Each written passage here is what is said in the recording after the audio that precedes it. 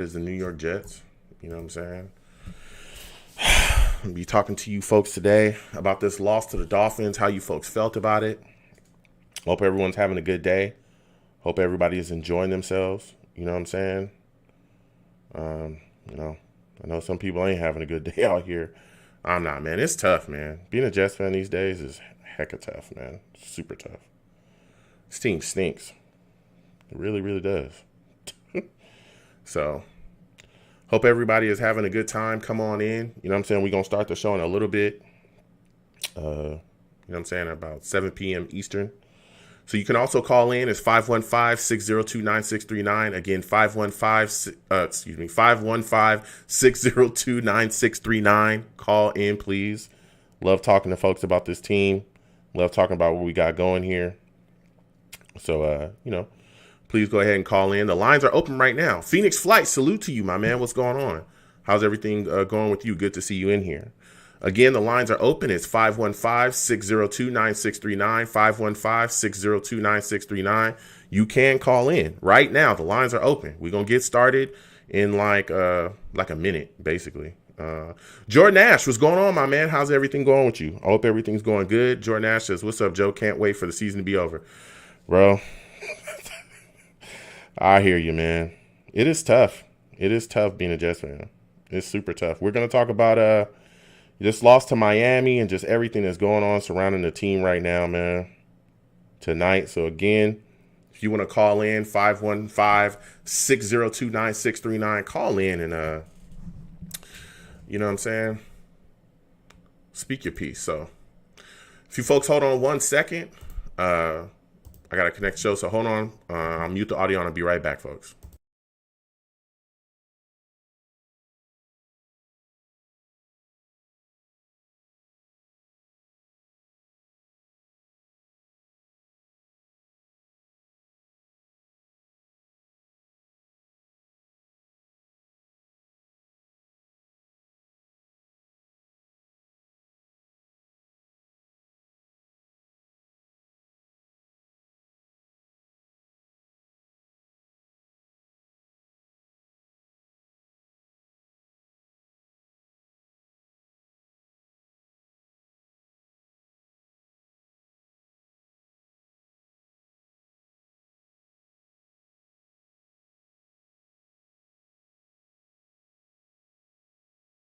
Live in 5 seconds. 4, 3, 2, 1. Blog Talk Radio.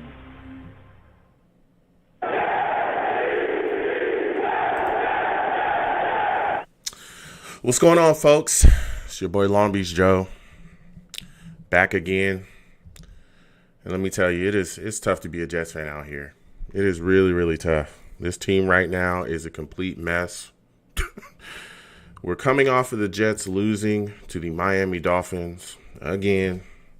This time we lose to them 20-3. It's a debacle, man.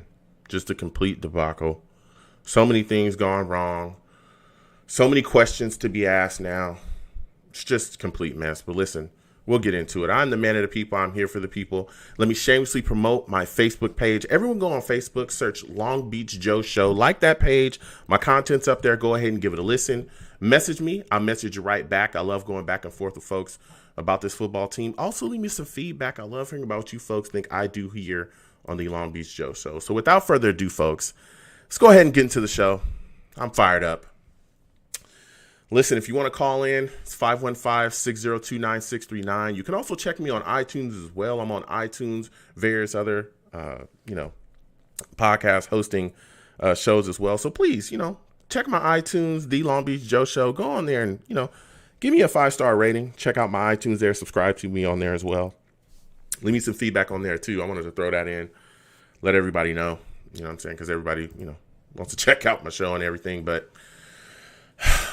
the Jets take another L here, and it was tough. Really, really tough. You look at this situation, the defense comes out, the defense plays well. Well enough for us to be in this football game, and well enough to get us a win if we had performed offensively. Defense was strong, though. Quentin Williams looked extremely good. Hall, our corner, he looked well. Our two young corners actually played pretty decently. They had some pass interference calls here and there, but they looked solid. Jenkins was out there making plays. Lange was out there running like a man on fire. He made a lot of plays as well. Neville Hewitt was in there doing his thing too. The defense was solid, played solidly. They even got turnovers, 2 of them. But the offense was awful. It was awful. I mean, my God, man.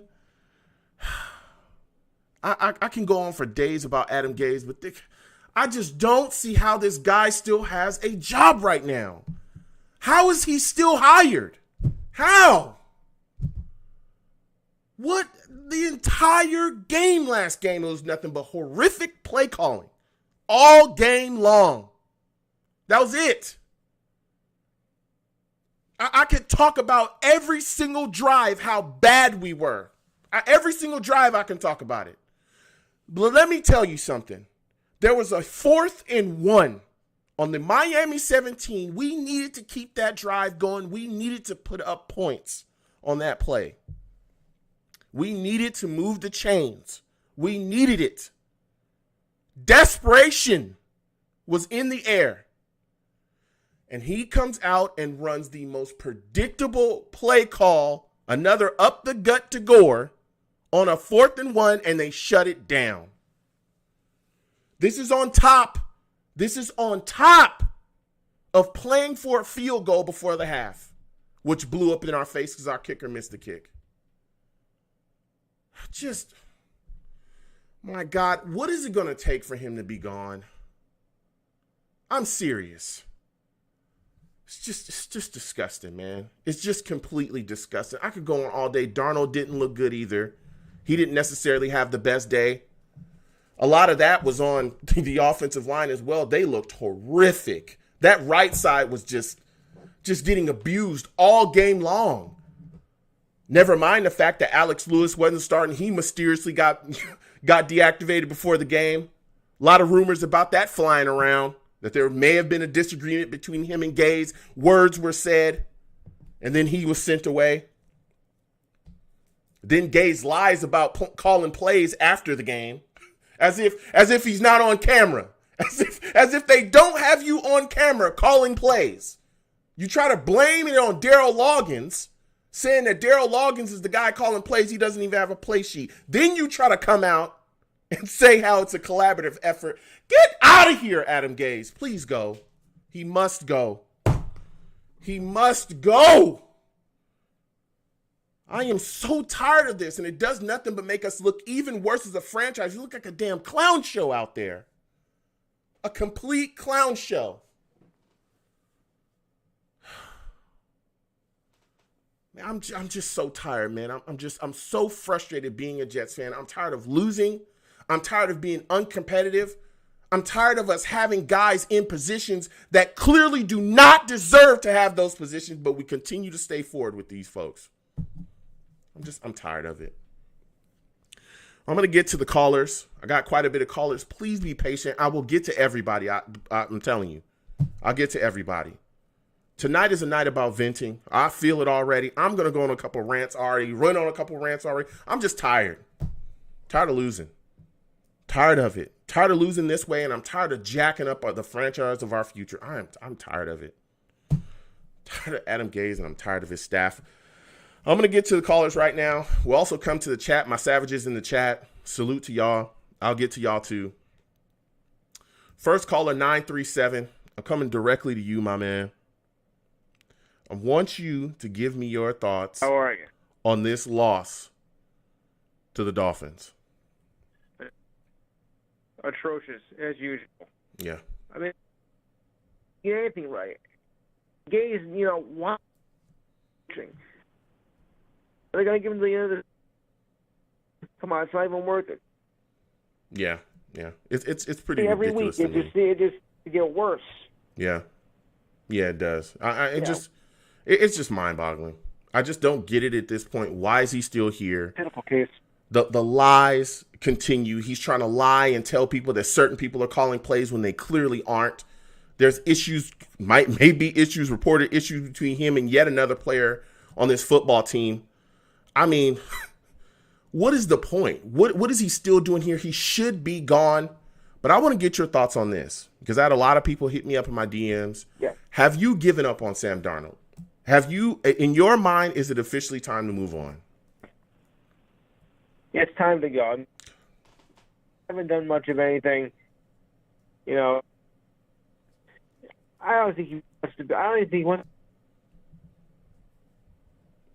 Yeah, we might have lost. I think we lost him. You call back in if you can, my friend. We lost him. He was breaking up pretty bad, and then he was gone off the line. Please call in if you can again, caller. But he was bringing up a lot of great points. I mean, it's tough, man. Watching this team perform the way that they're performing is it's ridiculous. I'm going to get to the next caller. It's so tough, man. It's so tough watching this. But I'm going to go to Steve, man, because I know Steve has quite a bit to say about what we have going on here. Steve, welcome to the show, my friend. What are your thoughts about this loss to the Dolphins? Yeah, first of all, Joe, it's great to hear from you again, man. It's just this loss, unfortunately, is another disgusting, dysfunctional loss that the Jets have had many times this season of what's been going on. Mm-hmm. The thing that I'm still very disgusted about is how Adam Gase literally lied in his post game conference after the game against the Dolphins when he basically how in the hell could Joe Douglas and Christopher Johnson keep a coach that lied to the press conference about, oh, I'm not calling the plays anymore. Yeah. It's ridiculous how he said that. Honestly, after hearing from that, if I was the general manager of the team right now and after hearing for something like that, like for someone that lied like that, I fire him. But unfortunately, it honestly sounds like it's that Joe Douglas and Christopher Johnson are probably going to wait until the end of the season. Now, the other thing I'm just going to say about the game was, and Joe, I saw this with you on Twitter on Sunday. I even watched your video. Yeah. There were so many plays that the referees were giving the Dolphins. Oh. Like the play when Devontae Parker dropped that pass. Even Devontae Parker knew he didn't catch that pass. Yep. And now listen, Adam Gase immediately challenged that play, which he was absolutely right about. But then at the end, the referees gave that call to the Dolphins. And I remember Devontae Parker was completely shocked. He was like, wow, they're really going to give me that catch even though I dropped it? Exactly. And, you know, like you said, he was shocked himself. I watched him literally clap. He clapped to himself like, man, I missed the opportunity. And the referee said, no, you didn't. No, you didn't. We're going to call that a catch. Oh, my God. I was you know something? mind blown. Joe, I think the referees were helping the Jets tank on Sunday. They had to be, man. They had to be, Steve. Let me tell you something. Listen, hold on a second, Steve, because I know you got a lot you want to get to, and I want to get to a lot of stuff with you as well. Look, you know, yeah, that ref, that call was terrible. But I want to talk to you about the 4th and 1 play call with Adam Gase. I mean, what were you thinking when you watched him run the most predictable play call he could have ever called, you know, in that situation? No, honestly, listen, when I knew when the Jets were going to go for it on 4th and 1, it was the exact same play that happened. It failed back in against San Francisco. It failed again in the game against Arizona at home. Yep. It even failed in another one of the games, too, and it failed, too, last Sunday. The only time that play ever really worked was when we were in Kansas City. That was the only time that play worked.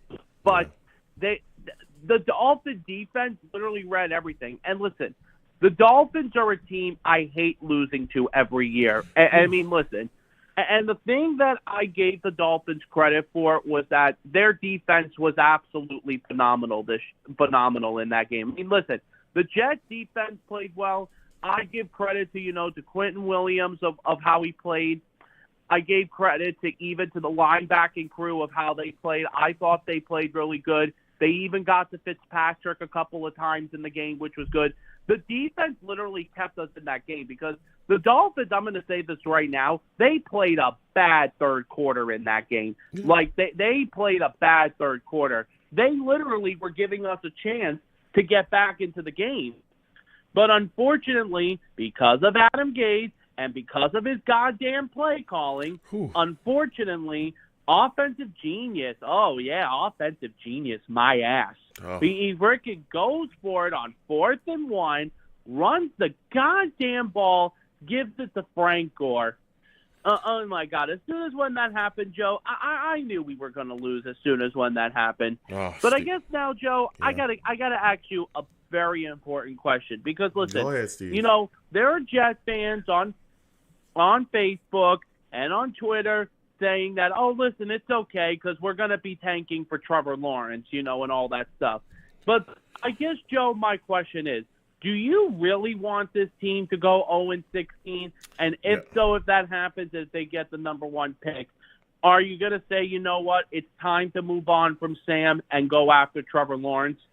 Yeah, well, you know, first, listen, Steve, that's a great question. And I've said this before, that I understand everyone's, you know, infatuation with tanking and just going 0-16 and stuff. I don't want that. I don't want to go 0-16.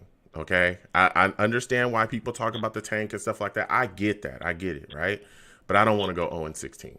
I don't want to lose every game of the season. I don't want to see us do that. I would like to see us win a game, at least a game. I just don't want to lose every game. Now, going forward with the pick, if we do get the top pick, which it looks like we're going to anyway, right?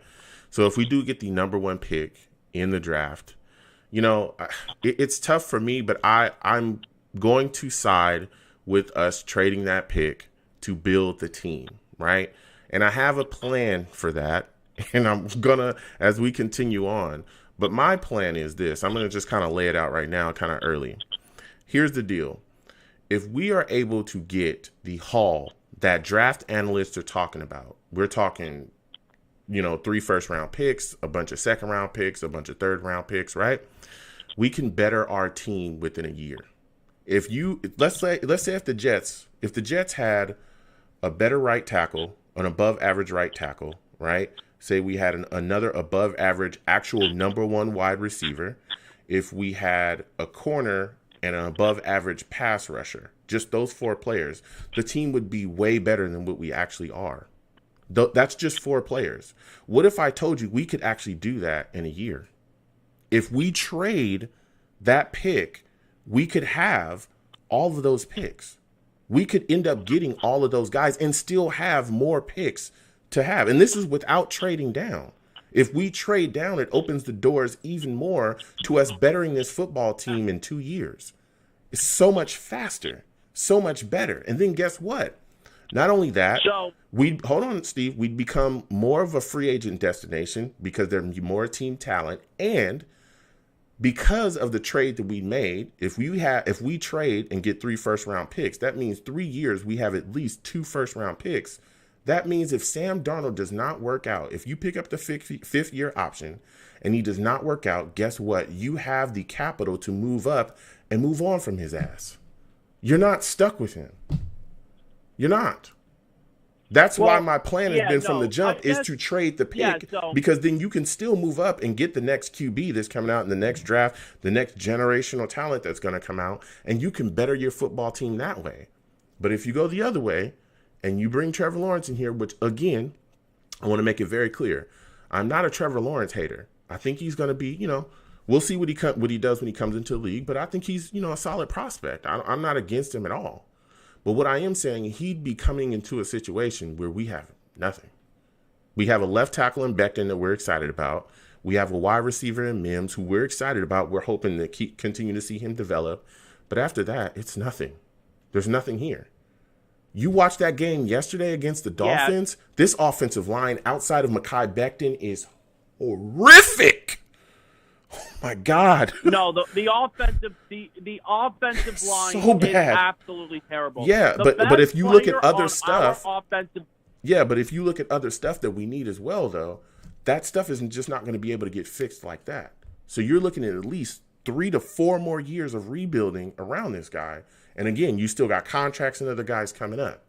You can pick up that option and give Sam Darnold a year and say, with new coaching, all right, and say, hey, listen, we need to figure out who you are and who you aren't. If he does not show you any improvement, because we've seen this exact story, right? We've seen this exact story with Ryan Tannehill, with Devontae Parker.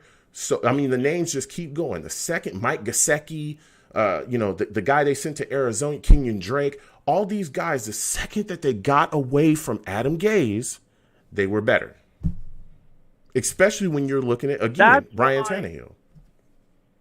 So again, I'm not necessarily caping for Darnold. I'm not saying that he's played amazing. What I'm saying is we haven't done enough to put him in a situation to be amazing. As a matter of fact, we've done more to hinder the amazing. We've done a lot to hinder that. Yeah, no. Go ahead, Steve. That is the reason why Adam Gase ruined Sam Darnold's career. Yeah. Adam Gase is the main reasons why Sam Darnold's career is down the tube. And a lot of Jets fans are even saying, hey, listen, let's say if we get the number 1 pick, which is most likely as of right now going to happen, a lot of fans feel that if Sam, let's say, gets traded to another team, he can have a fresh start somewhere else and get Trevor Lawrence, here. But the biggest thing that needs to happen too, Joe, is, now listen, I unfortunately think that Joe Douglas and Christopher Johnson, and hopefully Christopher Johnson is very smart about making this move after the season, because listen, he's been an idiot all season too. And honestly, I feel like at times that he doesn't really care about like how Jet fans feel. Because the thing is, at the end of the day, Joe, we're the ones that have to suffer watching this garbage team play. We are the ones that have to suffer. Yeah. But here's the thing. So today, one of the other shows today was talking about this on Twitter about coaching candidates for next year.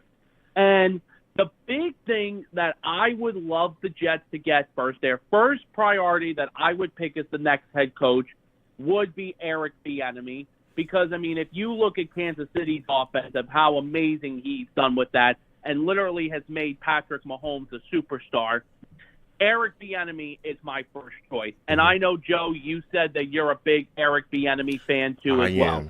But here's another coach I wanted to ask you about.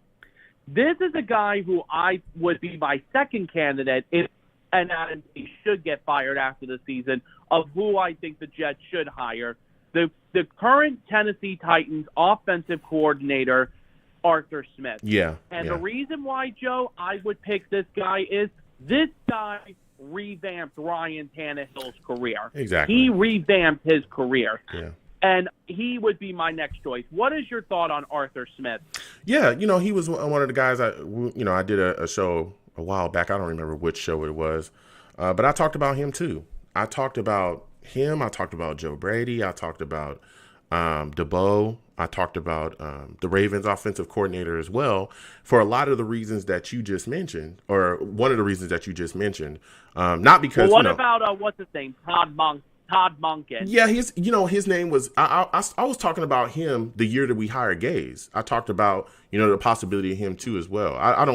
He's a guy that definitely could be a candidate too.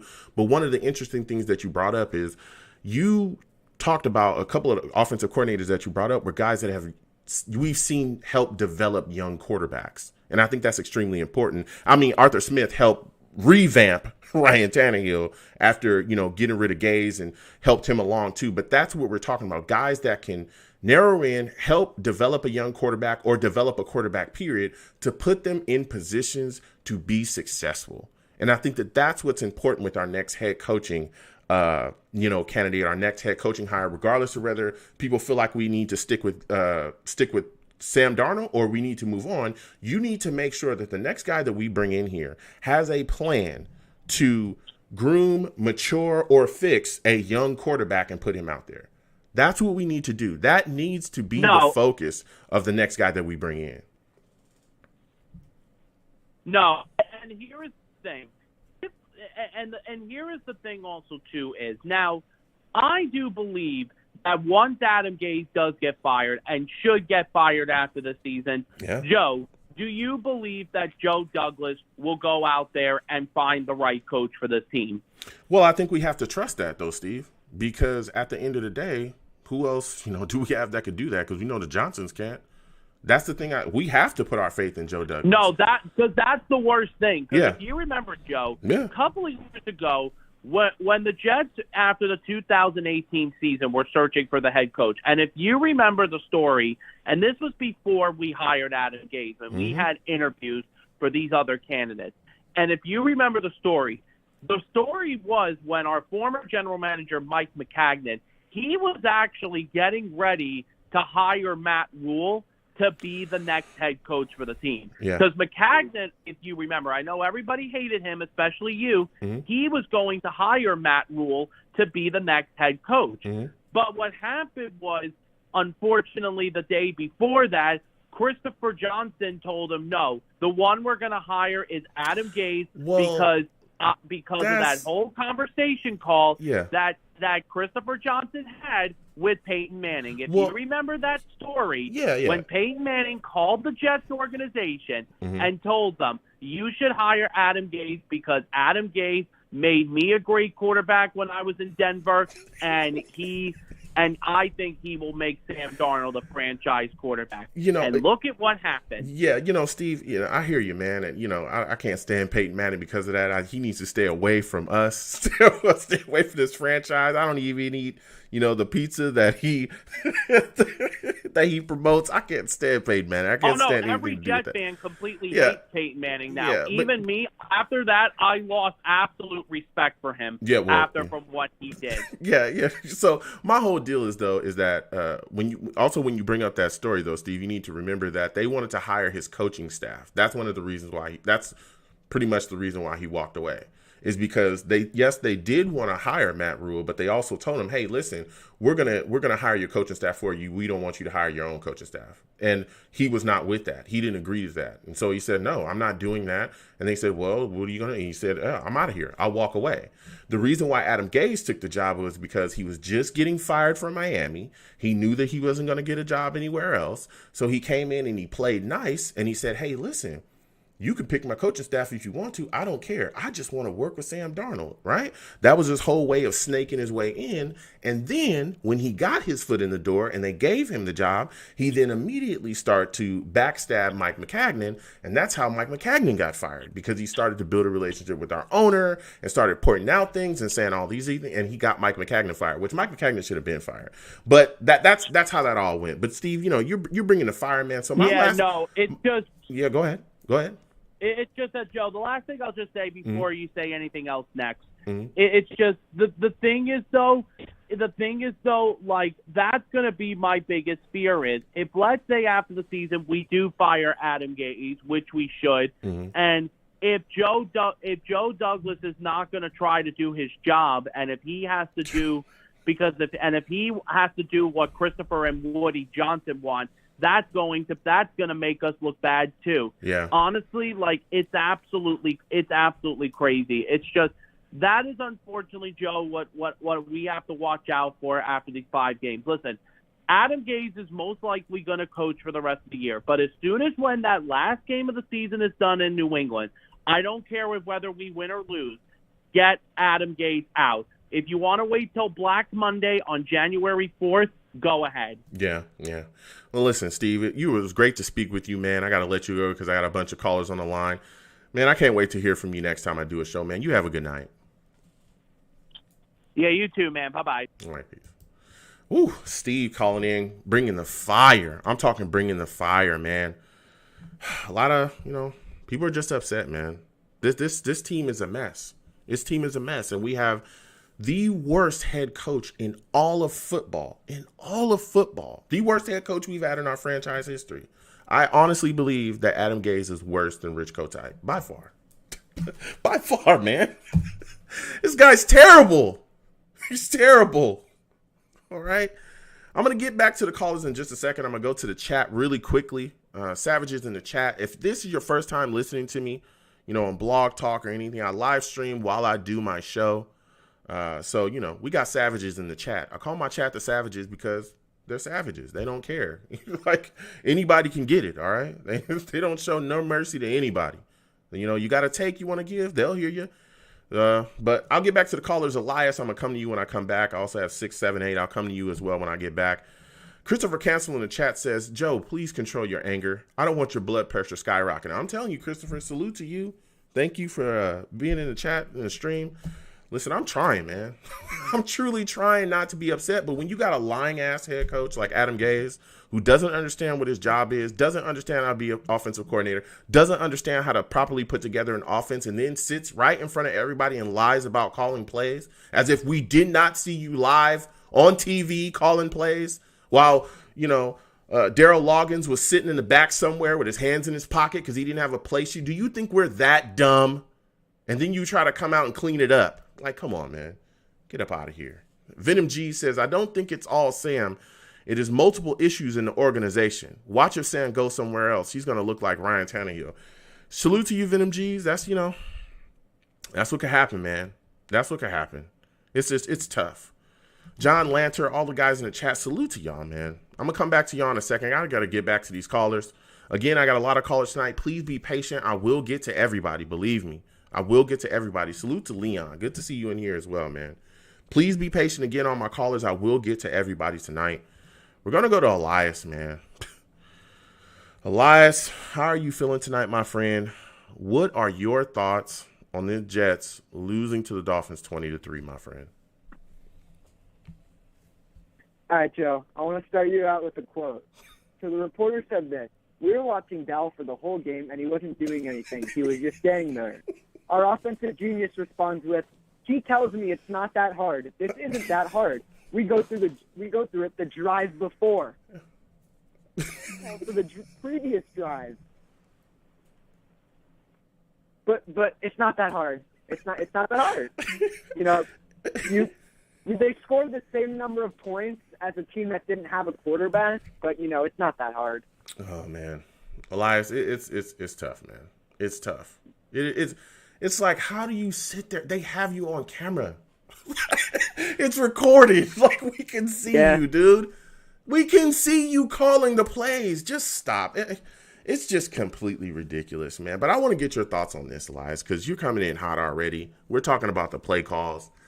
What was your thoughts when you saw that 4th and 1 call with Gore going up the gut? All right, so I had the game and your live stream synced up together. So both me and you were dying laughing. It was a good time. I thought it was hilarious, but I was happy because at this point I'm rooting for losses at this point, so I didn't even care. I thought it was funny. But for me, I want to go. I actually wouldn't mind going 0-16 because it'll be on Gase's resume. Ooh. So we'll save all the other teams, any other. I'm not just talking NFL teams. I'm talking college team, high school, middle school, Pop Warner from ever hiring this clown again. Yeah. So, yeah. So, no, at this point, 0-16, cool. If the Jags win a game, then I'm down to win a game, especially I'm down to beat Seattle. Yeah. So Jamal Adams can sit in the dark room, be all depressed and shit. But sorry. Can't be in here cursing, my bad. Yeah, no cursing. But yeah, that's the one game sorry about that, man.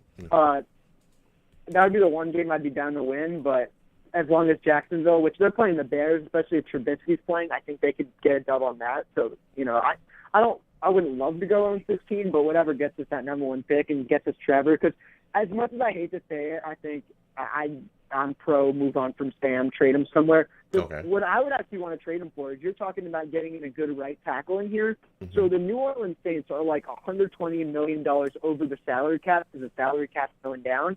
So they have one of the best right tackles in the league, Ryan Ramczyk, and he's kind of expensive. I could see them potentially trading, unless they want to roll Taysom Hill, which I don't know if he's their future quarterback. Yeah. They trade Sam and maybe a late round pick for Ryan Ramczyk. Okay. That I'd be in, because that just solves your right tackle issue right there. And then you got your left tackle, and then you can either sign a guard or,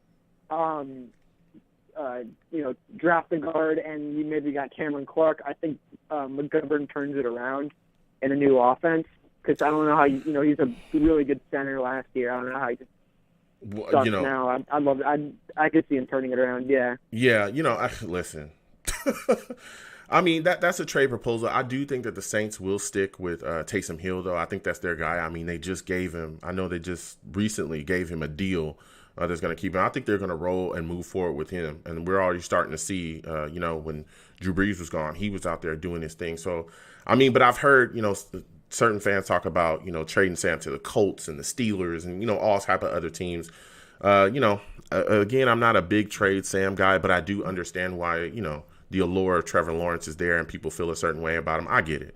But just sticking to this game, because I don't want to go too far into the future. I kind of talked a little bit about that with Steve as well. Yeah. Just sticking with this game, what were your thoughts about that call that they gave to Devontae Parker where he clearly drops the football and they give him the catch anyway?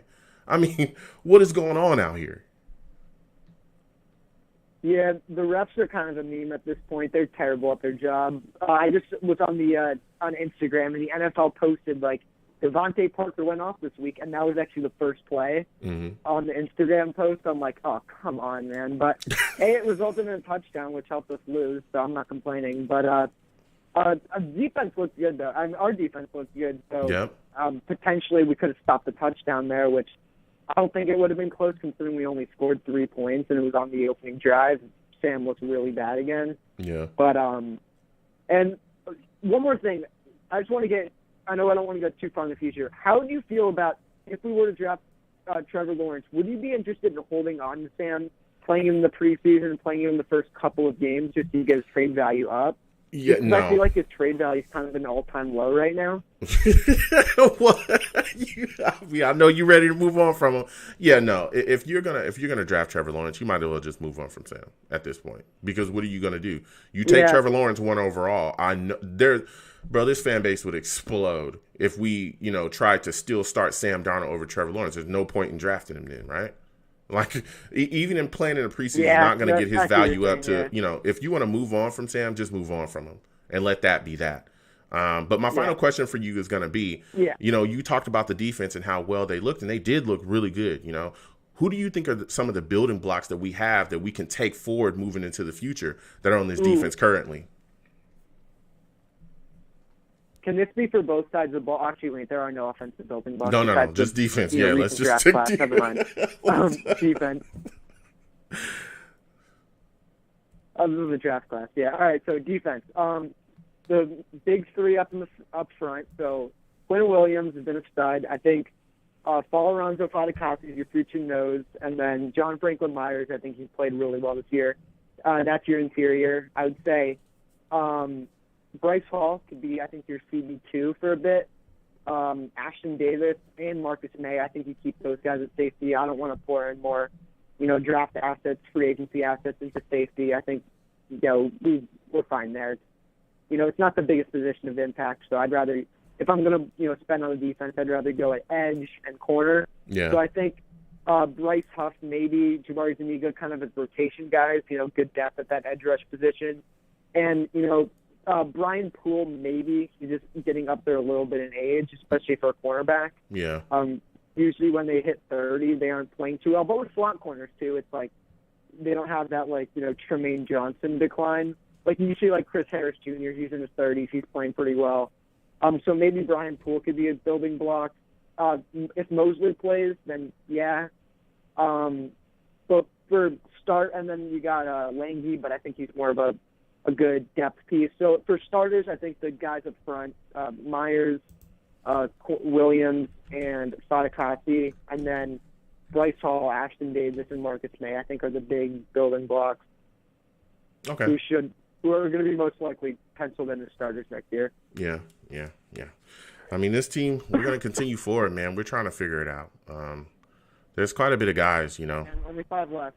Yeah, it's only 5 games left. Hopefully we can get a W. But listen, man, I want to thank you for calling in, Elias. It was great to speak with you, man. You have a good night. Yeah, man, you too. All right. Oh, man. It's tough, man. It is tough being a fan of this football team. You got a coach that's trash. All right? Trash. Completely trash. So many questions going forward. Everybody's got questions about Sam now. Everybody's saying that we should get rid of him. There's a large amount of the fan base saying that now. It sucks. I'm going to go to the chat in a second. And again, my number is 515-602-9639. 515-602-9639. We got callers coming in. If you call in, please be patient, okay? I'm going to get to everybody tonight. Don't trip. 678, I'm going to come to you when I get back.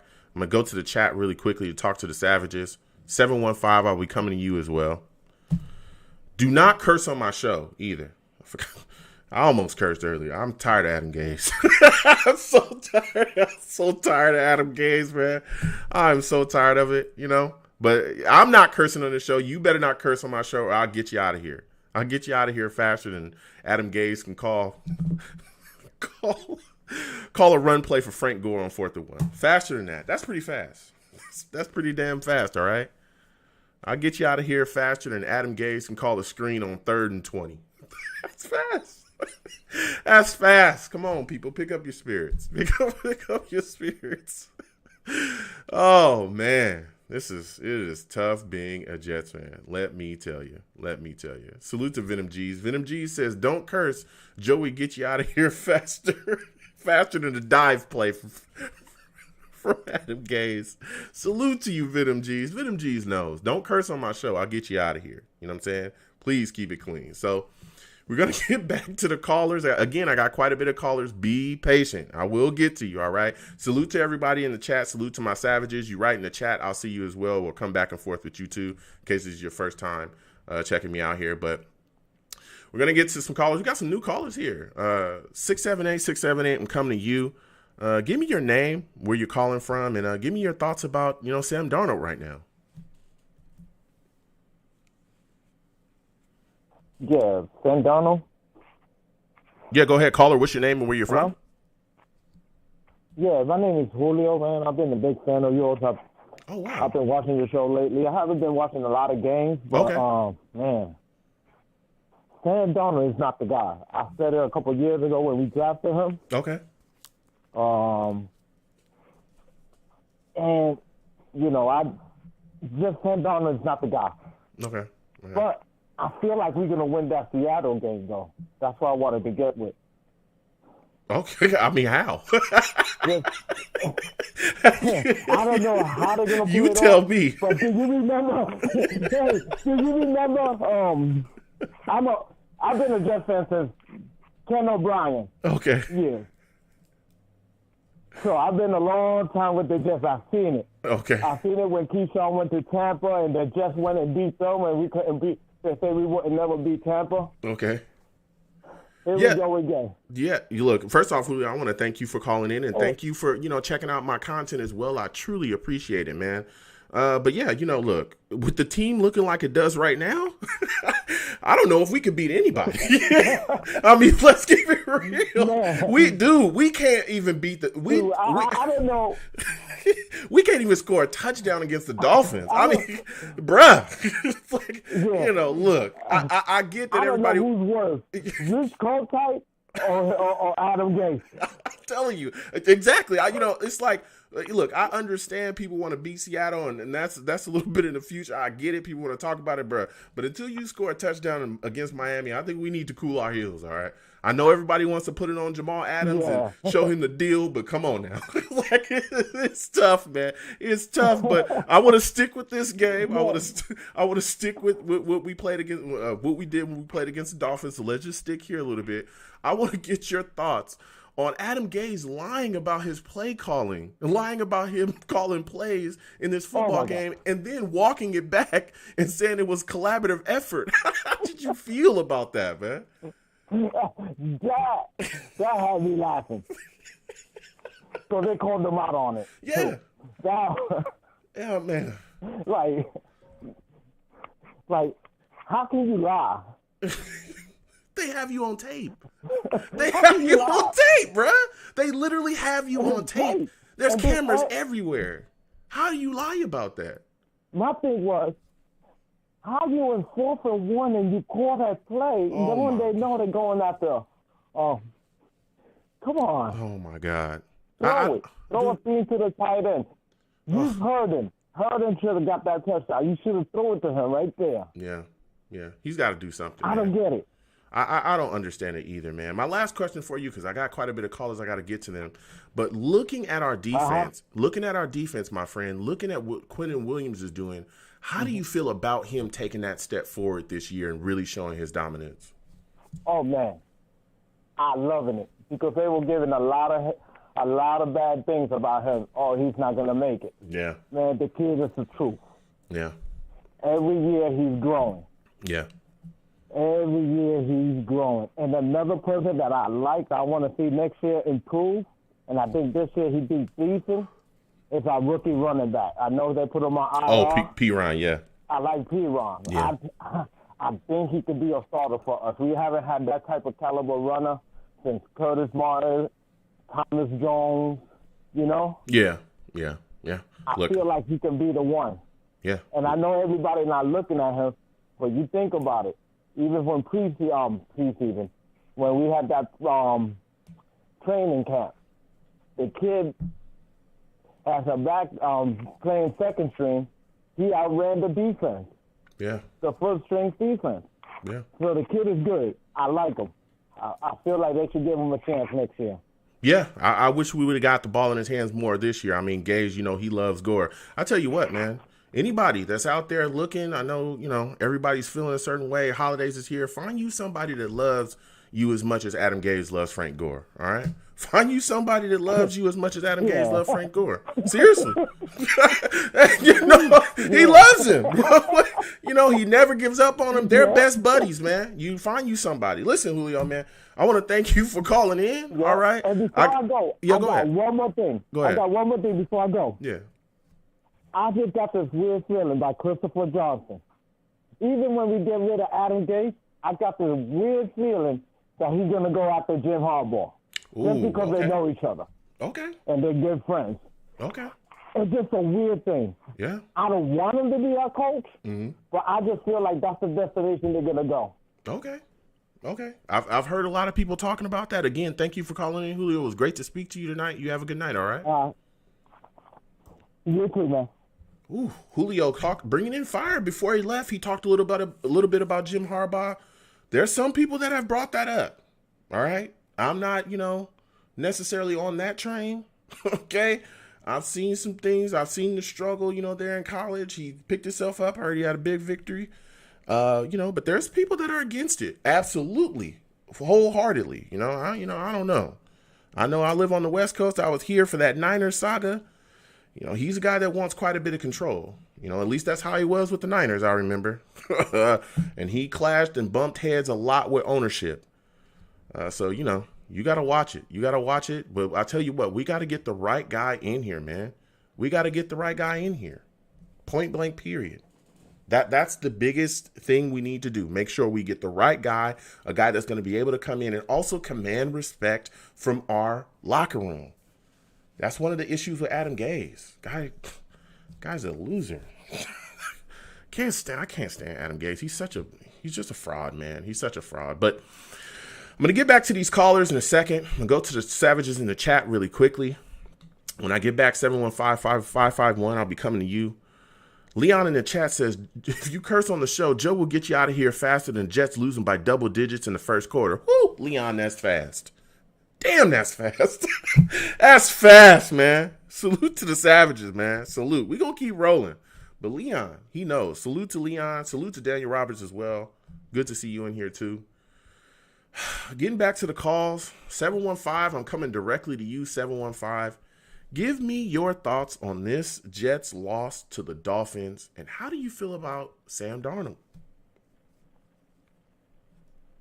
Hello? Yeah, 715. Give me your name, where you're from. How do you feel about the Jets' loss? What are your thoughts on Sam Darnold?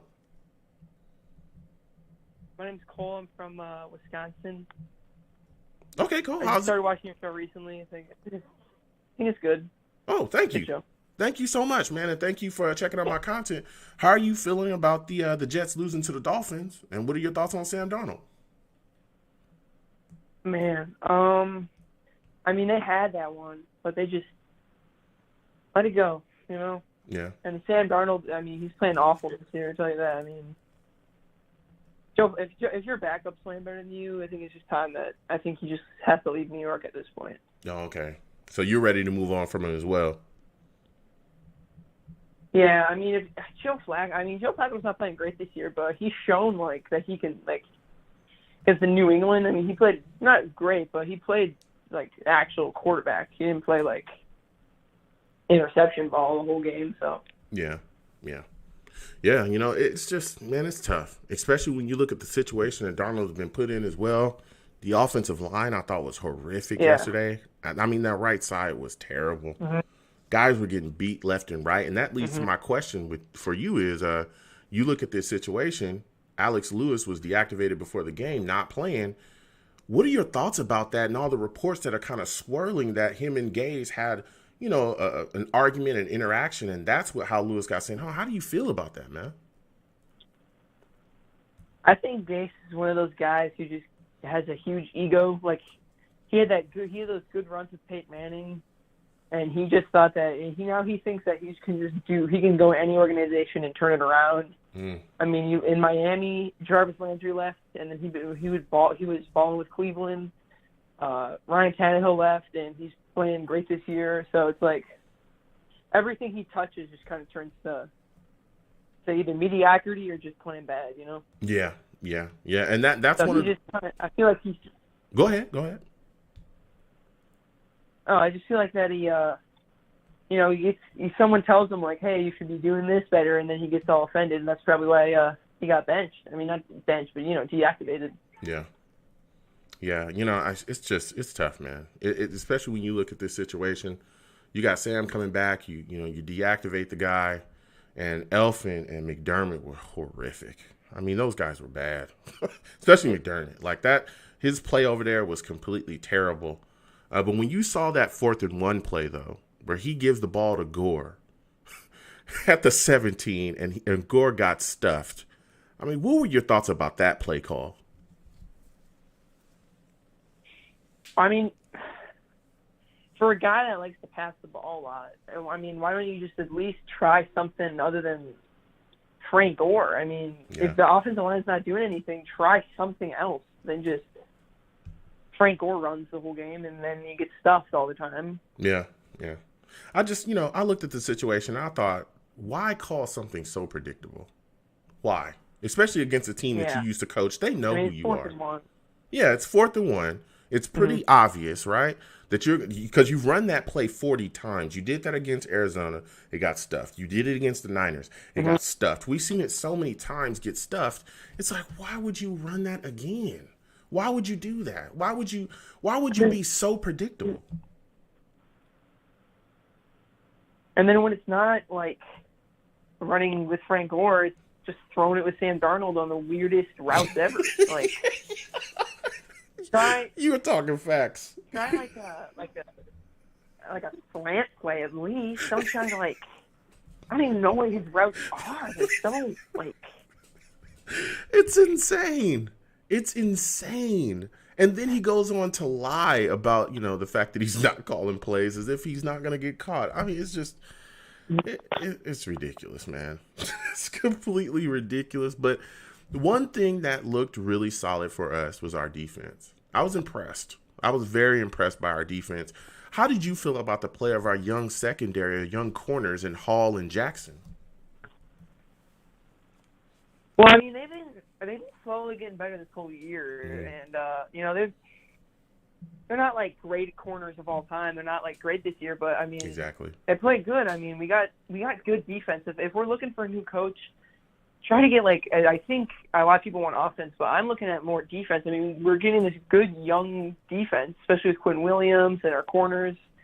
So try to get someone that's a defensive-minded head coach, and just turn that defense into something good. I mean, we got all the pieces there. The pieces are there to build the defense. Okay. So just as asking, I know I don't want to go too far ahead, but you bring up a interesting take because, like you said as well, a lot of people, including myself, have talked about, hey, making sure that we get an offensive-minded head coach. You're more of a guy that wants to see a defensive-minded head coach. Are there any, defensive-minded head coaches in mind that you have, or is it just you're still searching, you're still looking for certain guys, maybe names that you could give us, just to give us a thought of who you'd be looking at? I mean, there's not a lot of like defensive coaches now that are like available. Mm-hmm. You know, there's a lot of offensive coaches who I think that are good. I mean, I'm just saying that like one that I don't why it doesn't like I don't know why it comes to mind is Vic Fangio, Okay. the Broncos head coach. Okay. I don't think he'd do well though because of quarterback play. He's not a really good quarterback guy, but I mean, he's a good defensive coach. Broncos defense is still up there, you know. Yeah. I don't know if they're top 5, but they're definitely still like a good defense. Yeah, yeah. When you look at our defense right now, who are some building blocks that you feel we could move forward with, you know, to continue to build the future of this football team with? Definitely Quinn Williams. I mean, I liked him when he got drafted, and he didn't disappoint his rookie year. I just feel like he could have done better than what was shown. I mean, but he's been probably the best player on the team these past couple weeks. Not the whole season. There's been weird play from these random guys, but I mean, he's definitely been balling out this year. I definitely think. And if they're gonna move forward with defense, that he's definitely gonna have to be the guy. You know. What are your thoughts about Harvey Lange? They tried the whole Sam Darnold thing. What are your thoughts about Harvey Lange? Because that's a guy that is flying around, and I'm talking, he's making plays. You know, do you think that he's a guy that we could possibly move forward with as a starter in our future? Do you think he'll be able to make that step, or do you think that he's a guy that would be solid just being kept in the rotation? I mean, I don't want to I guess he'd do good if we put him out there for these last couple of weeks. There's only 5 games left. Try to put him a starter, but for the future, I definitely should maybe just keep him as a rotation. I mean, he might have some trade value if you keep him in the rotation. He's playing good for some draft picks, or so. Yeah. You know, we'll see. But my last question for you, and I mean, you've been a heck of a caller, man. Thank you for calling in. It was good to speak with you. Is do you see Adam Gase getting fired at all during this season? I mean, the owners said that they're not going to get rid of him for whatever reason. They're the worst owners, God, by far. I mean, I guess you look at the Cardinals. I guess they have, but I mean, they turned around the Cardinals in a matter of a season. You know, I mean, they're playoff contenders right now. Yeah. Just by hiring a good head coach and getting all those pieces. Yeah. But I mean, why not? It was a bad hire from the beginning. It made no sense. Really good guy who played in your division, so everyone knows his offense and defense. What he's going to do. He's not going to change anything. And you give him. I mean, I'm not going to blame it all on Gase, but it's kind of hard not to. I mean, he just sucks as head coach. I think how bad the Jets are at managing a team, that he's probably going to stick around and they're going to either get rid of him in the offseason or, I mean, if they try to keep him for another year, I think that they might actually get the stadium might just get destroyed by Jets fans. Yeah, I mean, you can't keep him for another year. Yeah, there's no way. Expect things to turn around. Yeah, there's no way. I feel like this team's going to go Go ahead. They're gonna lose their next game, and then they're gonna win out, and they're gonna get the second pick. That's the luck of this team. It's just well, we'll see. They can't even. It's like with the Browns, where they can't even tank right. You know, they'll do awful in the regular season, and then they'll just win these last couple of games by pure luck and get stuck with the third or second pick and give someone else a chance at Trevor, I wanted to say football team, but they're actually playing well this year so far. Yeah. You know, any quarterback gets from team that needs that guy.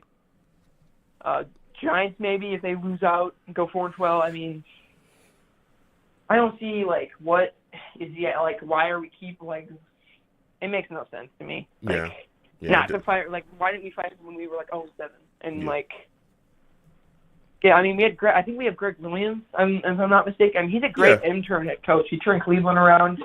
Absolutely. I mean, we could lose without him. There's no point in keeping Gase here. We can clearly lose without him if we wanted to. You know, like you said, you still got Loggins here. Greg Williams is a guy that can step in. Like you said, you know, we've seen him be an interim coach at other places as well. There's no reason to keep him around at all whatsoever. But Listen, I want to thank you for calling in, Cole. It was great to speak with you. I got other callers I got to get to as well. Next time I have a show, man, please call in. It was good talking to you.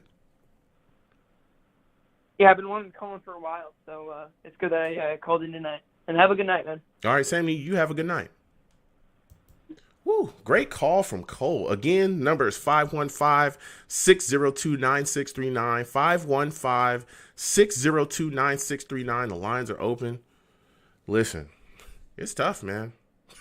Keep saying that, but it's tough. You look at this situation, I just don't understand why Gaze is still here. I don't understand why he's still here at all.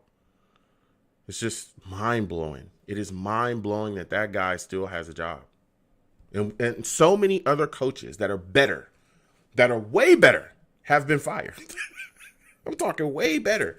Guys with more accolades. Dan Quinn. You know, this guy had a Super Bowl appearance. There's some other guys. Hell, Matt Patricia just got fired. All these other guys are getting fired, but Adam Gase is still around. How did he survive? How is this possible? What is going on here? It's just pure incompetence by the New York Jets. Pure incompetence by the New York Jets and their ownership. You look at this defense, though, of the Jets. It's great. The last caller, Cole, he brought up Greg Williams and what Greg Williams is doing. Listen, Greg Williams has been playing without quite a bit. Playing without, okay? While Adam Gase is making, excuses for the injuries that were on offense and all this other stuff, Greg Williams has played with quite a bit of injuries since he's been here, since he's been our defensive coordinator. He's played without quite a bit. He's had, seasons where he didn't even have his starting linebackers and was still putting a defense out there that was competent, that was fighting, that was doing their thing. It's ridiculous. Completely ridiculous. There's no excuses here. You look at this defense. He's got guys doing what they need to do, making plays for this football team. You got two young corners out there in Hall and Jackson, two really young guys, and he's putting them in positions. He's making sure they're coached up. He's making sure they know where to be, and they look solid. They look solid, and they're progressing. Quinnen Williams, second year under him, progressing. We're seeing that kid take a step forward. We were all, kind of wondering what was going on with Quinn in the first year. Hell, there were some people that were already calling him a bust. I'm just keeping it real. I'm keeping it real. There were some people that were already calling him a bust. You can look around. Go on your timelines. Check it out. There were people calling him that. And look what he's done this year. He's been able to step in and really assert his dominance. Dude, he was out there wreaking havoc against that Dolphins front. So was Fadukasi as well. Here's another guy that stepped up under Greg Williams too. A guy that's been put in position, being well coached. He's shown up. These are guys that keep popping up, man. We're seeing them.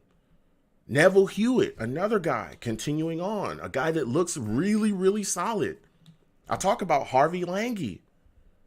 A guy that's going out. I'm telling you, Harvey plays like a man on fire. That guy's moving around. That guy's making plays. He's throwing his body all over the place, doing whatever it takes to get the stop. Whatever it takes. That's what he's doing, man. He's doing whatever it takes. And Greg Williams has those guys out there playing well. I'm really excited about this defense. Very excited. And I think we have blocks moving forward, pieces that we can take into the future that we can continue to build with. Quinnen Williams, Lange, Hewitt. I even think, maybe Hall or Jackson, maybe not as starting corners, maybe not as our number 1 and 2 corner, but maybe, they get a slot role. Maybe we put one at 4. If we get a guy that can go in there, man, hey, they can definitely be part of that cornerback depth to really give us some solid stuff, man. Really get us some solid stuff. So I'm excited, man. There's some pieces here. Quinnen Williams, I think, is going to be a big piece moving forward, too. It's one of the reasons why, again, I'm so excited about the possibility of trading that pick and getting more capital, getting more of what we need, moving forward, better in the football team, better in this team in multiple different avenues, multiple different spaces. Imagine if we pair a pass rusher, an above average pass rusher, Something we haven't had since John Abraham, an actual pass rusher. Imagine if we pair an actual pass rusher with Quinnen Williams. Whew. Man, let me tell you. We'll be crazy. We'll be a lot for other teams to handle. And there's so much we gotta do. So much we gotta do. But as long as we keep Gaze here, which I truly believe is one of the worst decisions we've ever made in franchise history, was hiring him. Because look what we've done. There's so many players that we feel like are being ruined by him, that we feel like have not had the chance to truly flourish under him. There's so many players that we feel like we just don't know enough about. We can't properly evaluate. So many players. It's insane, man. It's insane. His impact on this team has been monumental. We've made big mistakes. But I'm going to go to my guy, Venom G's, I think, is in the building. Venom G's is here. I think this is Venom G's. Venom, man, how are you feeling today? Yeah, yo. What's going on? Good, Listen, man. we got Venom the Savage, man. Let me tell you something. Venom one of the Savages, all right? Venom one of the Savages. You know how it go. You know how it go. I want to get your thoughts, Venom. Give me your thoughts on this loss, and let me know how you feel about Sam Darnold. Jesus, I think it's not all Sam. I'm going to stick with Sam. Man, I think we should trade the first pick and build around him, build the team up. Like I said, it's not just Adam Gase, man. It's Joe Douglas, too. You didn't surround this kid with enough talent around him, man. Yeah. They did a huge disservice to Sam. Yeah. You know, Joe, I got a question. It's just this Adam Gase thing is like me and you. If I go on my job, you go on your job. You lose money every week at your job. At some point, there's somebody that says, hey, you got to get your ass out of here. I don't know why that hasn't happened to Adam Gase yet. Man, I don't. This is just ridiculous. We're looking at he's failing miserably as a head coach, man. Yeah. Yeah, look, I don't know, man. I don't get it. You know, Venom, we thinking the same. I don't understand it whatsoever. Yeah, and any logical organization would have said, hey, buddy, you got to go. The Lions just got rid of Matt Patricia this week. Why? Yeah. I don't know why is Adam Gase still here. And it gives me a weird feeling that he may be here next year. Oh. You know, so I just don't know what they see in this guy. Venom, dude, if he's here next year, oh my God. No, I'm just listening to the way Joe Douglas speaks about him. I'm just listening Venom, no. He hasn't been gone yet. I don't know. It's just mind-boggling to me. You know, but I think. Hell no. Hell no. To the no. Hell to the no. Hell to the no. No. Adam Gase could not be here next. He could not be here. He can't be here, Venom. I'm not having it, dude. Yeah. I'm not having it. I won't do it. You're smoking crack. You gotta be, because I'm not dealing with Adam Gase again, dude. I can't do it. I can't do. Don't even mention that. Please don't. Please don't. Venom, come on, bro. Don't. Venom, please. Not. They booing you. They hitting you with everything. Venom, please, man. Not Adam, please. Don't. I do not want Adam Gase here again. For goodness gracious, please. I don't either. But the crazy things happen, man. Oh no. So I'm just thinking about the whole game, though. It was just Adam Gase is a phony. He's a liar. He's oh my God. I just couldn't believe the play calling looked so horrible compared to Dow Logan's, man.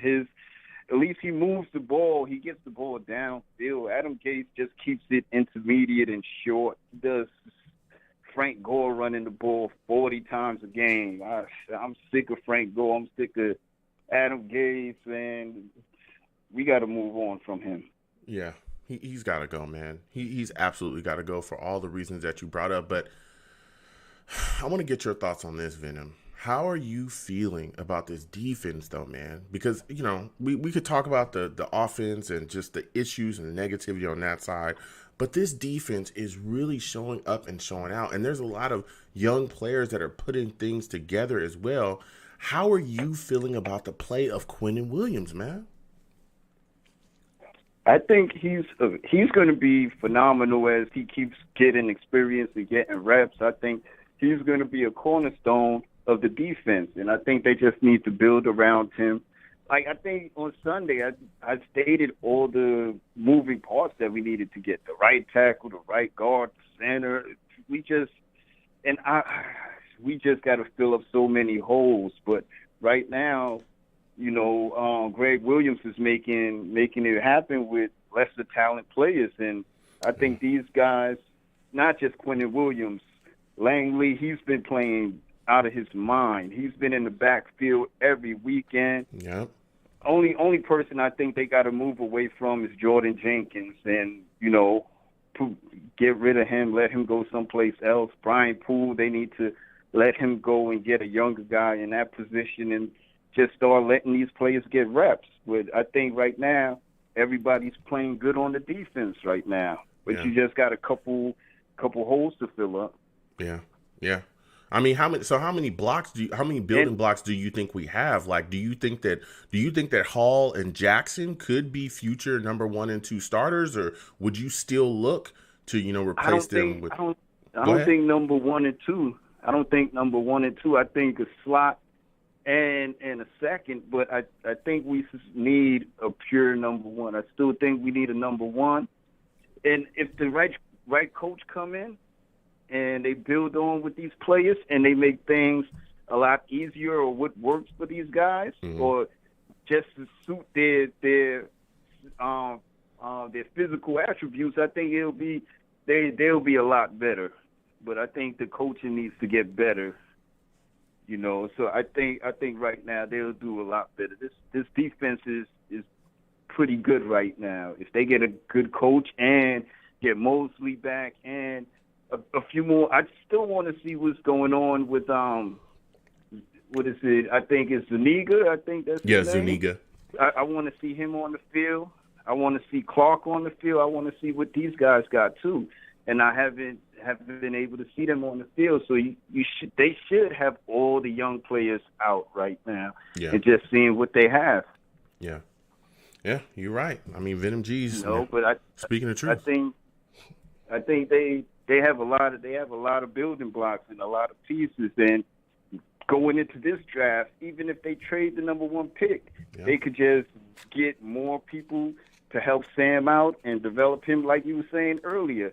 Even if you wanted to just say, hey, let's pick up the 5th-year option, see what he has this for the next year or even 2 years from now, and just see what he could do. I think he could be just like Josh Allen with the pieces that if they put surrounding pieces around Sam, he could be better than Josh Allen.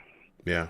Yeah. We just, like you said, we've got to put the right pieces and do the right thing. So listen, Venom, I got to get to the rest of these callers, man. It was great to speak to you, bruh. Next time I have a show, bro, you got to call in. It's always great to speak to you, Joe. Yeah. You know how we do. We'll definitely speak to each other again. Have a good night, man. All the savages, savage up, and we'll see each other again, Joe. All right, you have a good night, Venom. Good night, bro. Oh, man. Listen, Venom calling in. Venom is a savage, man. I mean, all my guys in the chat, everybody is a savage, but Venom is savage. Venom is savage. You know what I'm saying? You say something crazy, he's gonna get at you. I'm gonna get back to the callers, but let me tell you something. Salute to everybody in the chat. Jerry Johnson, Budgeting D, salute to you. Good to see you in here as well. Val, you know what I'm saying? I think my man Val's on the line right now. I'm gonna get to him in a second. Salute to D Giuliani, excuse me.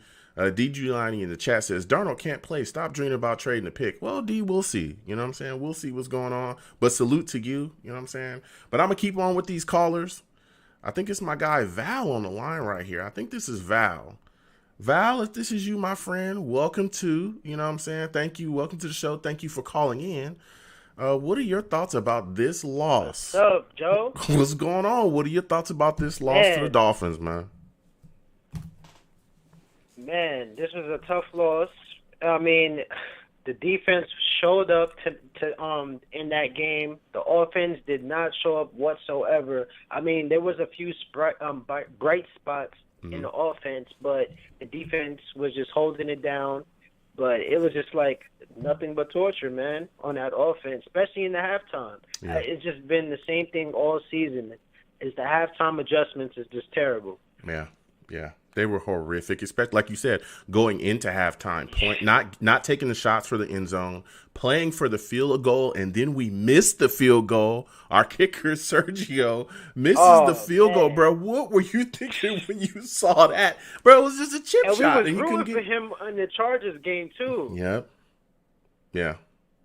Yeah, we was rooting for him too to actually be in the game because the other kicker was terrible as well. I can't even think of his name. Ficken. But that Frank Gore when we were supposed to that third down or it was fourth and one, and we just made a 4th and 1. Yeah, 4th and 1. We just ran with Frank Gore. Like I said, Frank Gore, he's looking for that 5-year extension, I'm guessing, because they just keep running the ball with him.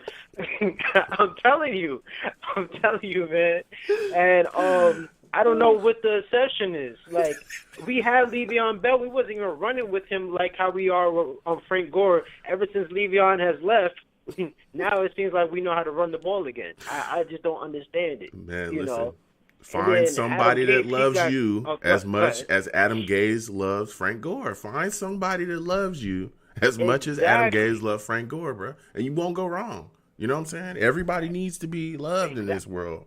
You know, find somebody to love you as much as Adam Gase loved Frank Gore. But everything you're talking about, Val, is facts, man. It's complete facts, dude. It's mind-boggling. And then for him to lie, they probably did. Listen, but for him to lie about the play calling, though, I mean, Val, what are your thoughts about that? They have him on tape, literally calling the plays. Like, they have you on tape calling plays. What were your thoughts about him initially saying that it was Daryl Lawkins, that he wasn't calling the plays? Then when he's caught red-handed, he walks it back and says, "Well, it's actually a collaborative effort." After the reporters told him, "Hey, we were watching Daryl Lawkins the whole time. He didn't even have a play sheet, dude. Come on." What are your thoughts on that, man? Man, he's just trying to cover himself up to not get the heat because he already know he's trying to look good for his next job that is not going to be for the New York Jets. Hopefully, we wake up. But this is just the guy that we signed. I mean, come on. We already seen how he was with the Dolphins. It was just a complete circus over there, even though they was winning some games, but the adjustment was terrible. People was getting traded left and right because people had so-called ego because they was stepping up to Adam Gase because they didn't believe in his coaching. Yeah. Just like how it is now. It's just like, man, it's just a circus when he's a head coach. He's not a true leader. And, he's just – I don't even know how he has his job. I really don't. I don't even know how he got this contract. It's a 4-year contract. I don't even know how he got a 4-year contract with us. Man. It's ridiculous. Out of all coaches, he should have been on the bottom of the list. Yeah. Man. Yeah. And Greg Williams, I want to touch on Greg Williams real quick. Go ahead. Greg Williams was actually okay. Thank you. Greg Williams, I'm not even gonna lie, man. Look at the talent he's been dealing with for these past 2 years. Yeah. He's been really dealing with low talent, and he's turning him into a potential. You know what I'm saying? We see the young up and coming draft picks that we just got from this previous year actually stepping up. I like how Bryce Hall is really playing. He's playing probably a 2, potentially a good 2, probably a slot, I would say, not a first, but it's dependent on his health. That's always been his problem, even before we drafted him. But he's looking really solid. He's looking way better than Desir. I'll say that. Yep. We can look better than Desir.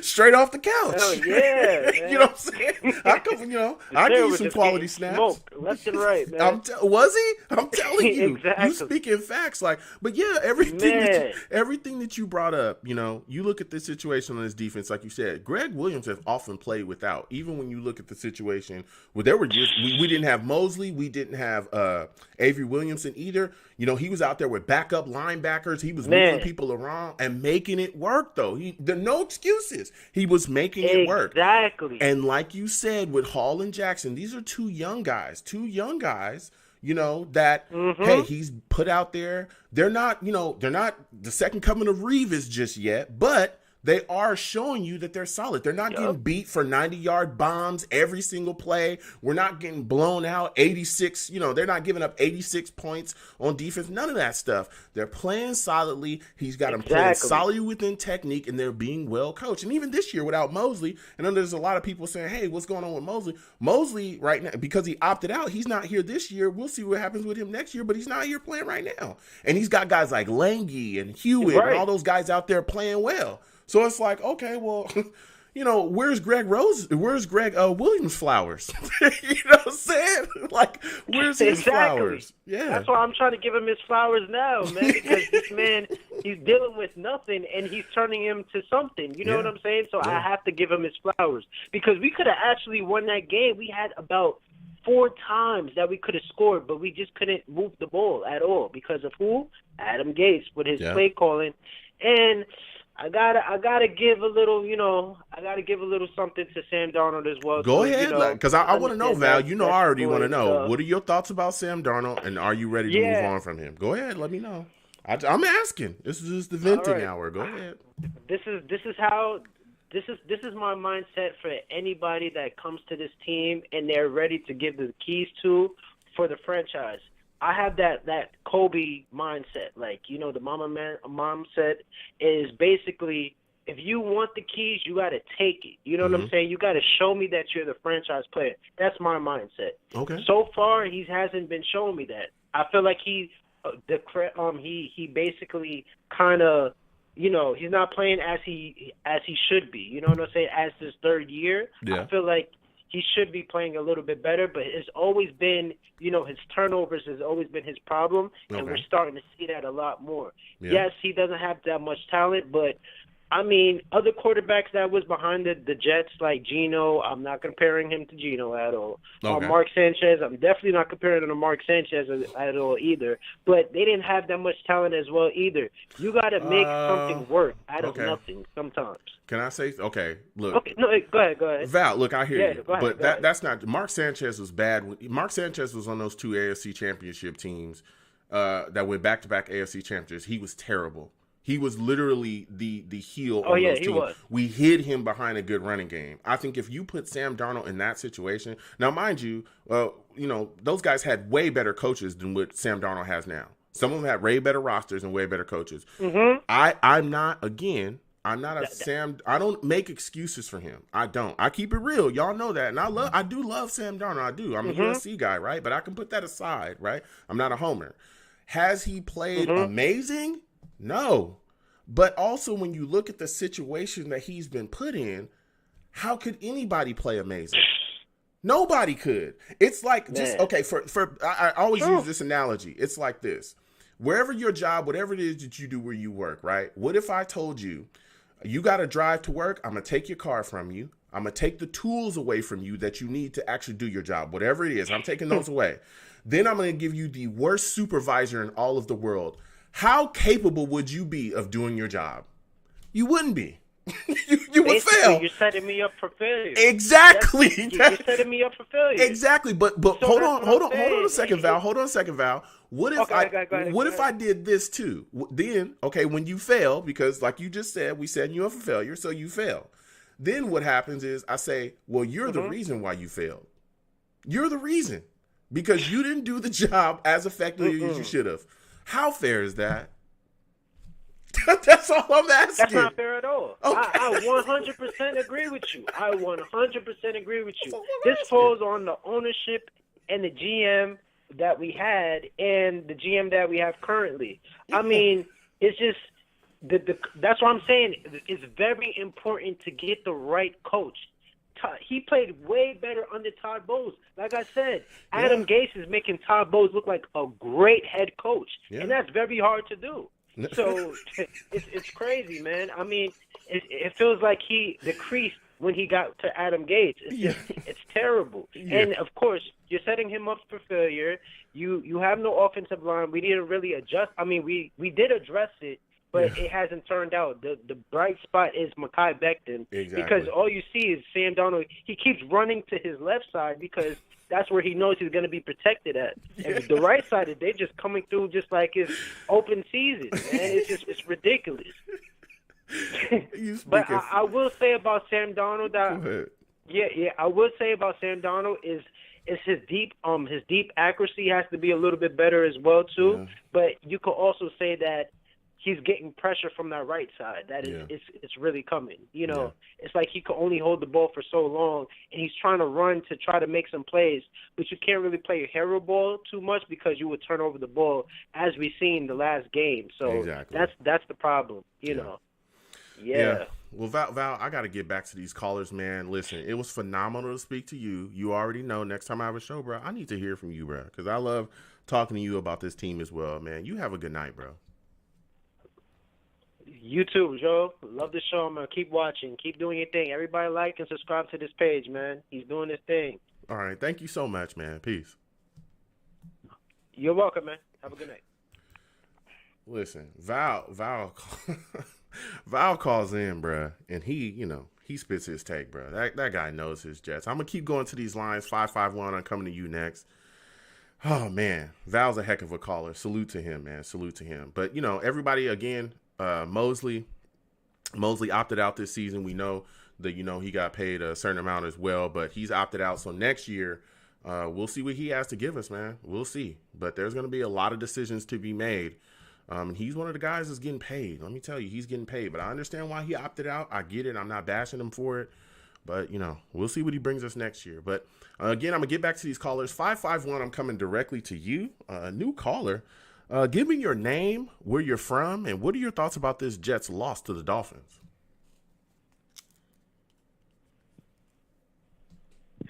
Hey, caller. Man?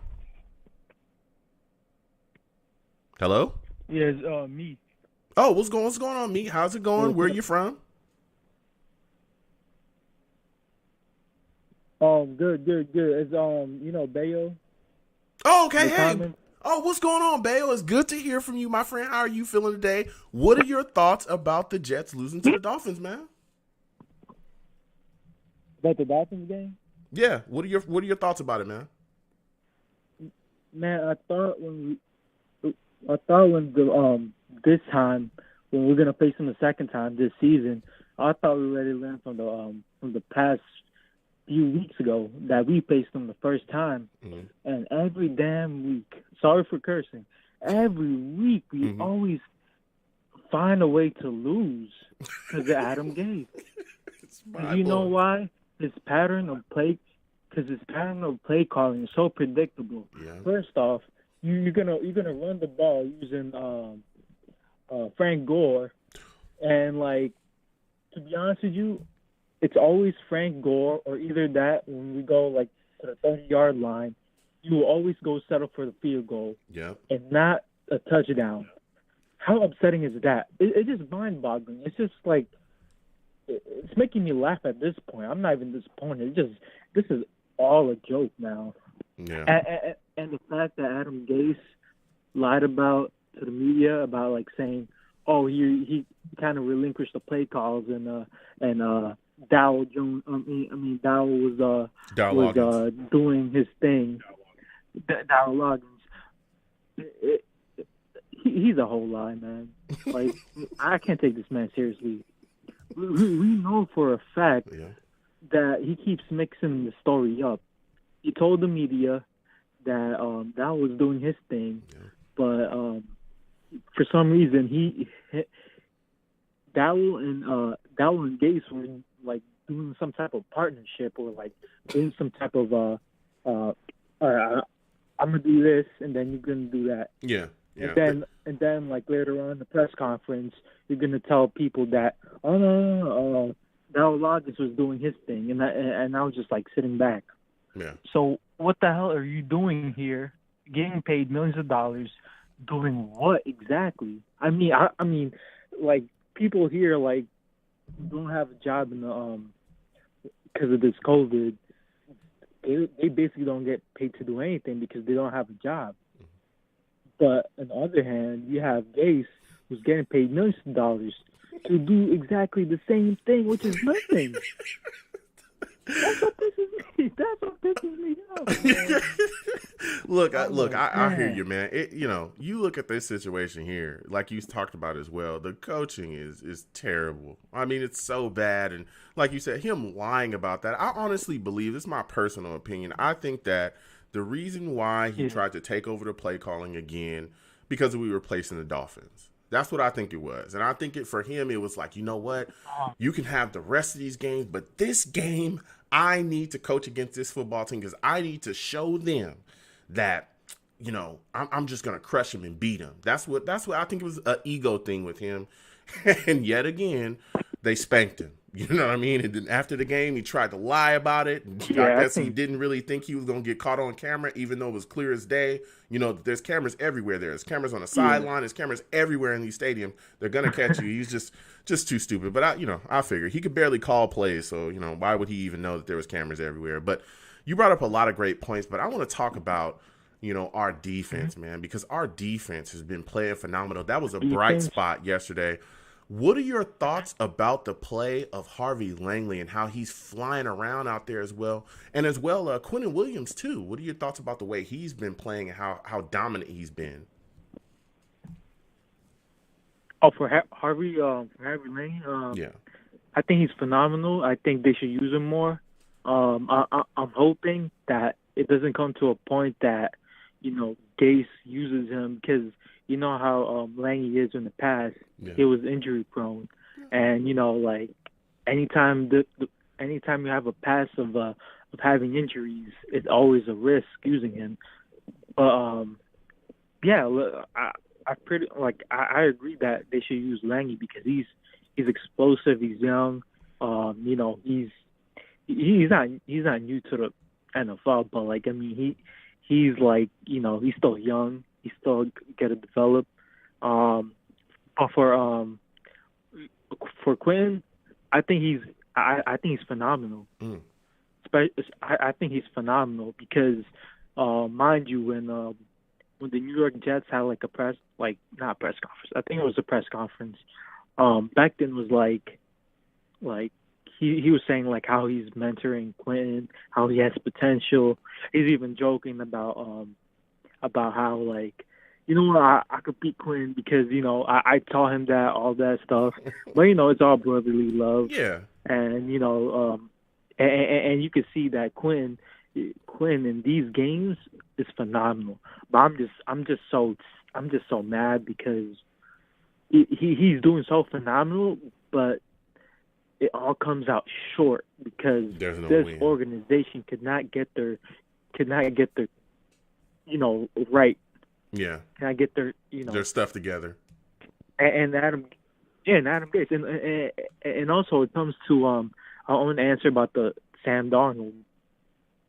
Yeah, for some reason I'm getting pissed in Sam Darnold's performance, but I could blame him for the other half of inefficiency, but for the other half it would be Adam Gase's fault because you know why?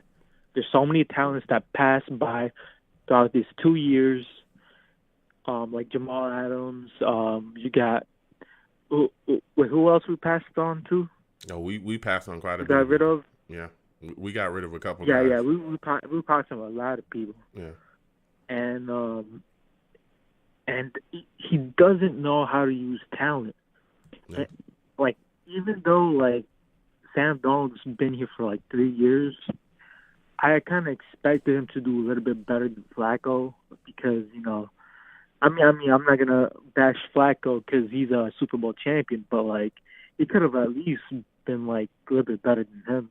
Yeah. After all these 2 years. But I kind of blame on Adam Gase because you're putting Sam Darnold into a position where he can't be effective because you've seen the O-line. Oh. You see how horrible that was. Oh my goodness! You see how you see how Sam Darnold is always stuck in the pocket. Yeah. And he couldn't do much but get sacked. Yeah.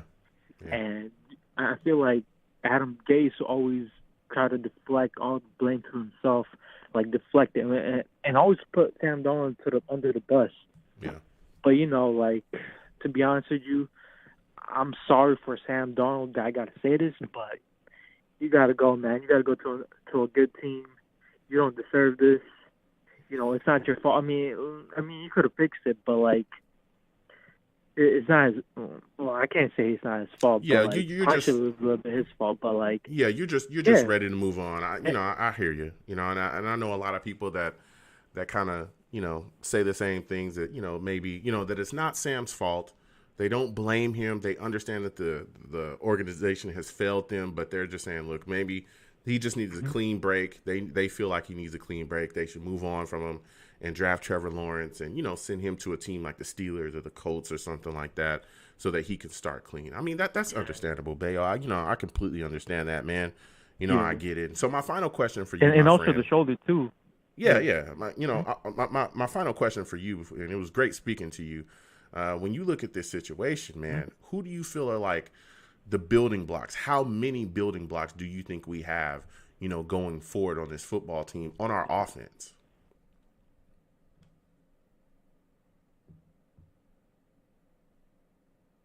Are you still there? What was that?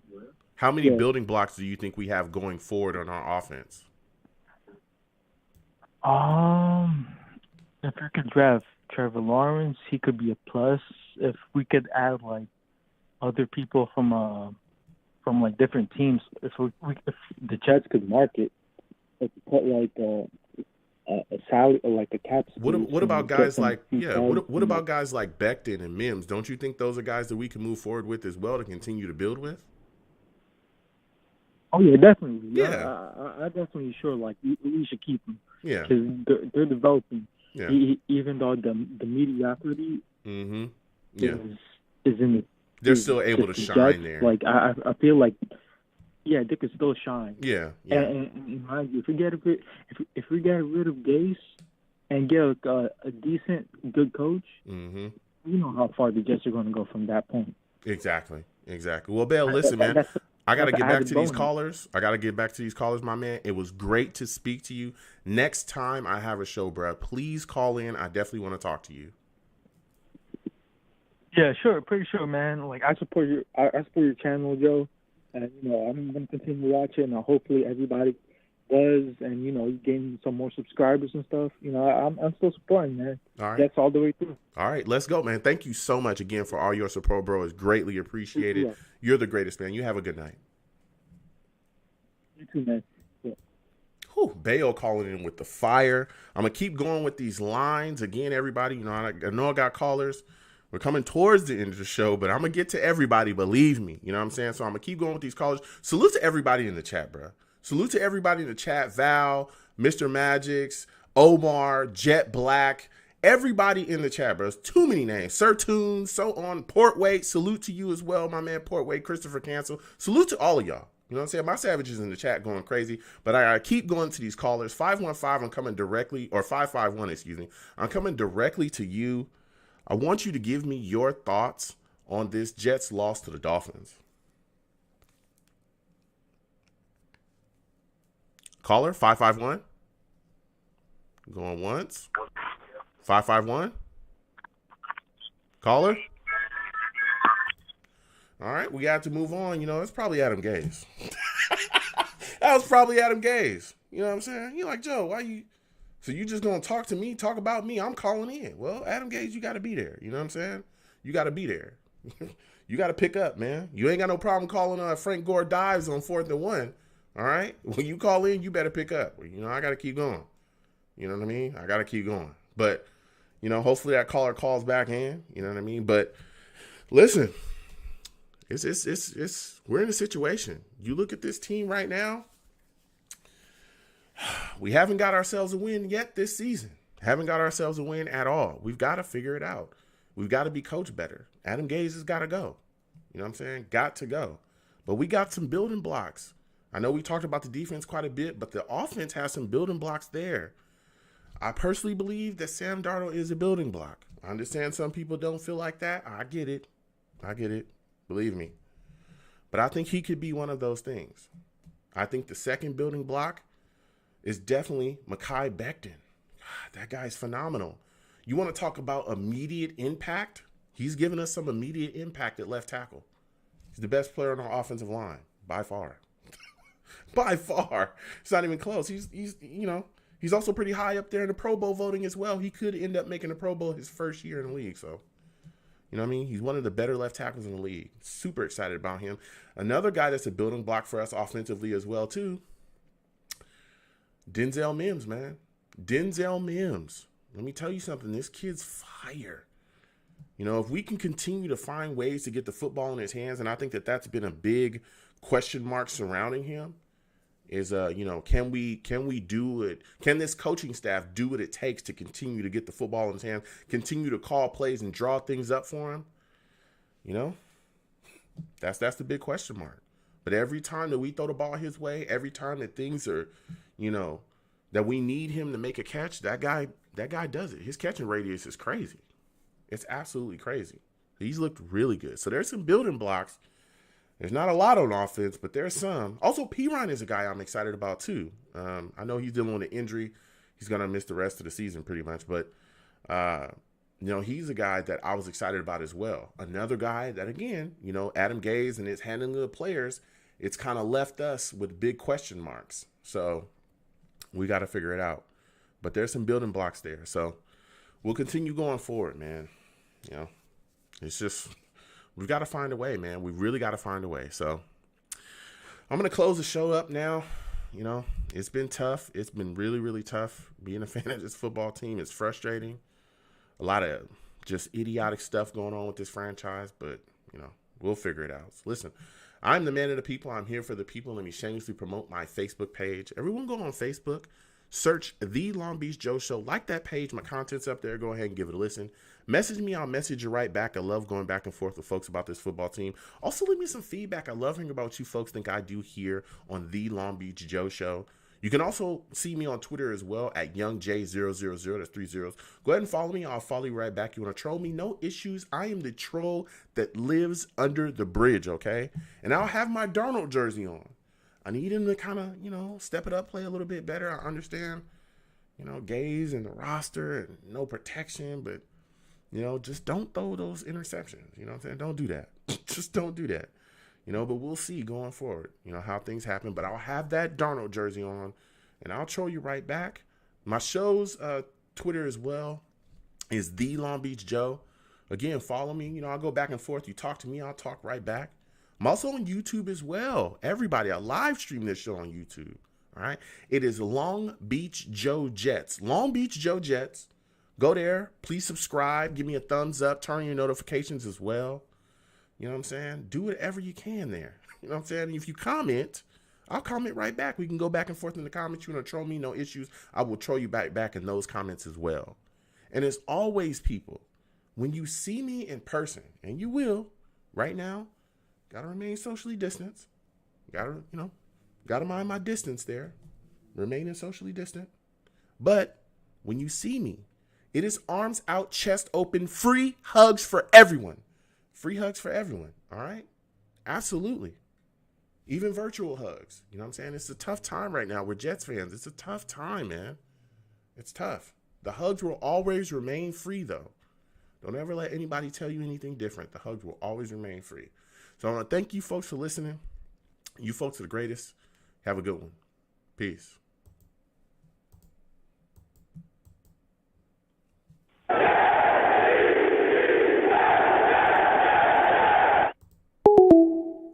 One second, folks. I gotta stop some things. All right. Whew, that was a great show. Damn. Yo, salute to everybody that called in. I was burning down the lines, bruh. I had to, I got to get to everybody. Again, salute to everybody that watches me, everybody that, calls into my show, man. I truly appreciate it. Salute to everybody in the chat as well. All the savages, Jerry Johnson, Jet Black, Val, you know what I'm saying? Venom G's, Mr. Magics, You know what I'm saying? Salute to y'all, man. You know, Sir Tunes, Portway, Christopher Cancel, D. Giuliani.